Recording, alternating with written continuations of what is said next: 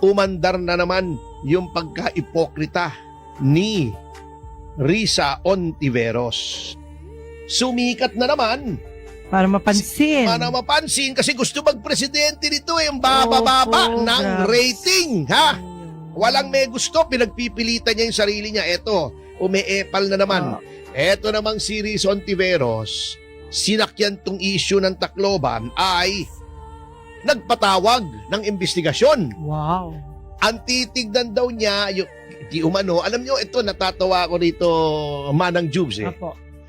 Naghahanap na naman ng masisisi. Ganyan ba talaga ang lipunan natin ngayon?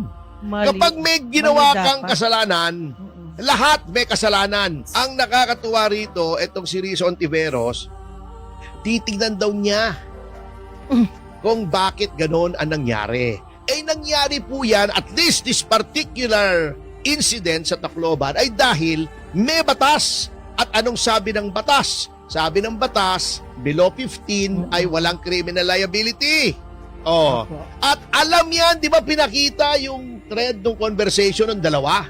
Sabi nila, uy, pag ginawa natin yan, di naman tayo criminally liable, may batas. Yun. At ang batas na yan, yung ang batas ni Kiko Panghilinan. Yun po ang root cause. Matagal na po namin ang sinasabi. sinampol. Oo, mga anti-crime advocates, masama yung batas na yan kasi gagamitin yan ng mga kriminal. Oh, ano bang ginawa ni Risa Ontiveros sa batas na yan? At ngayon, bigla siya naging concern. Eto, sasabihin ko sa inyo ha. Oh, ni-research po natin yan.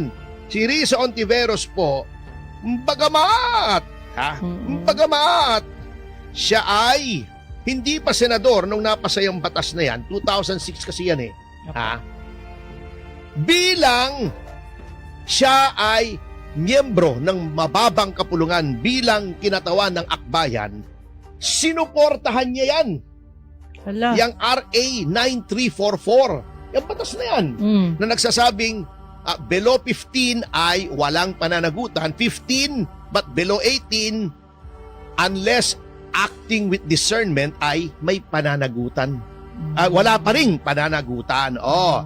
Noon namang siya ay naging senador, kapag may mga tangka na amyendahan ang batas, tumututol naman siya.